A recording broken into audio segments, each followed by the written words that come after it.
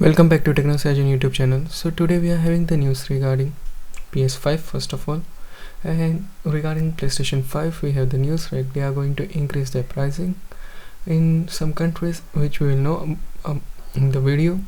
Like there will be an increase of up to 50 euros, and it will be in Europe, UK, Canada, Australia, I think Japan, and every other company, as it has been reported by Tom's Hardware, as you can see on the screen here.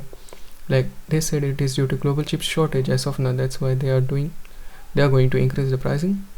And yeah, PlayStation 5 console is already hard to get, and they are indeed going to increase the pricing, which is hard nonetheless. Like, why are you going to increase the pricing for it if it is not already available? But the new pricing is going to be like 50 euros higher compared to the both variant, like with Blu-ray and not.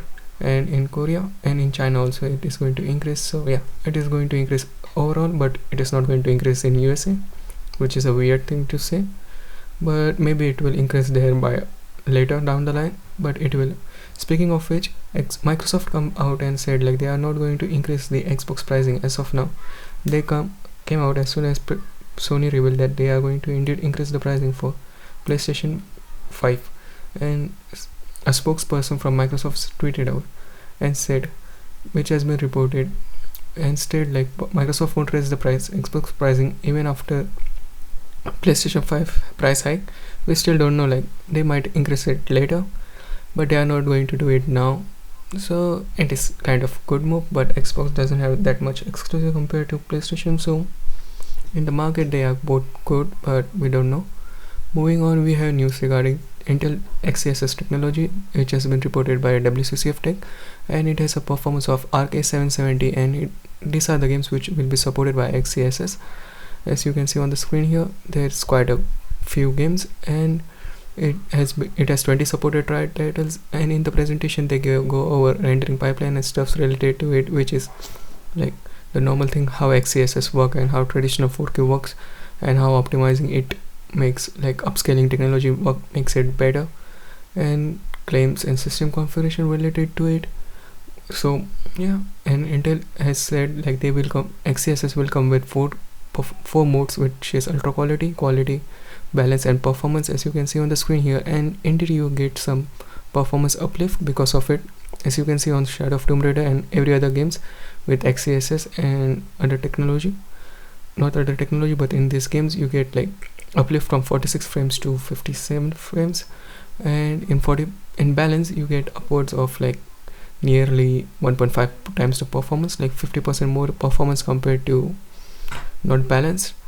Like in quality you will get like drop performance, and in performance mode, like where you don't care about quality of the game, you get up to 2 times more performance in Ghostwire Tokyo, which is nice.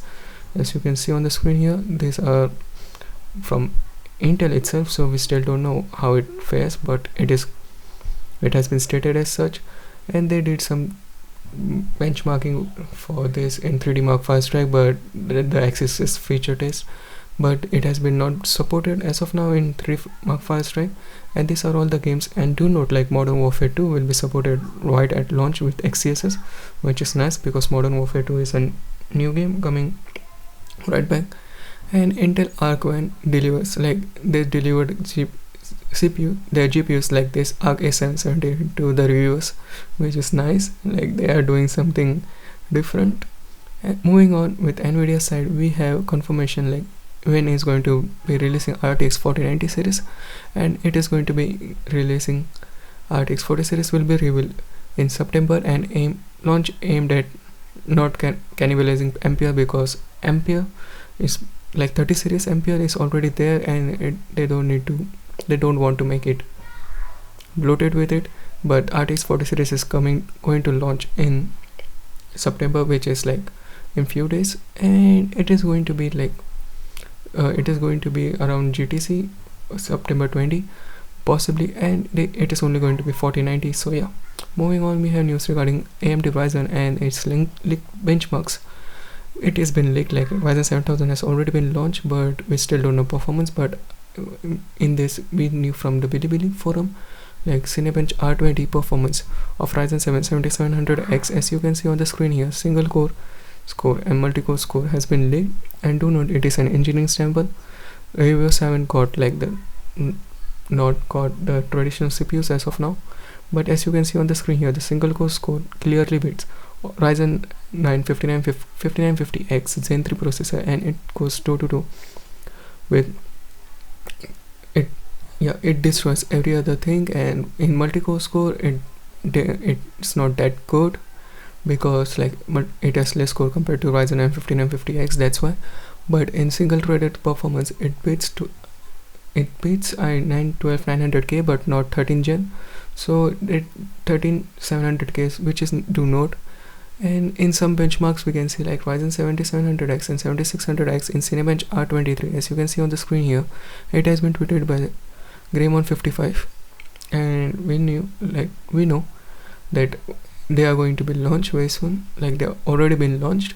I messed it up, but the performance for this, like it's all over the place. Like some sites claim like the performance of Ryzen 7 7700X and 7600X beats i9 12900K in single core, but at some it doesn't beats it. So it's all over the place. It is due to the engineering sample which has been out, but as you can see on the screen here, like every other CPU can't beat i9 to 13900K and 13700K as of now, but it clearly beat i9 12900K in multi-core in single core performance. i9 12900K, i7 12700K has been beaten by respective Ryzen 5 and Ryzen 7 variants in single core performance, but 13 gen is clearly having advantage in both of this segment. Like i7 13700K and i9 13900K clearly beats Ryzen 7 and Ryzen 7 and Ryzen 5 7600X in single core and in multi-core, but in multi-core it is to be expected as it has more cores. And in this benchmarks by WCCF Tech, we see the similar thing, like where in some benchmark Ryzen 7 7700X, 7900X and Ryzen 5 7600X beats CPUs in single core performance, like the current gen Intel CPUs, but the next gen Intel CPUs which are going to be launched like Raptor Lake, they are having issues dealing with it. Like they can't beat it in single core performance, and in multi-core they are not that close, but they go neck to neck in single core performance. So it might be true, like AMD might take the gaming crown from Intel in 7000 series, and performance crown will go to Intel. As of now, from the league benchmarks which we are seeing, we still need to know how it goes, but yeah, this is all we can say about it right now. So what do you think about all of this? I think it's awesome. Like we are finally getting some benchmarks and some performance for it, even though single core performance for Intel for Ryzen is nice, it can't beat 13 gen Raptor Lake CPU. So what do you think about all of this? Sound off your thoughts in the comment section below. Like, share and subscribe, and I will meet you in the next one. Peace out.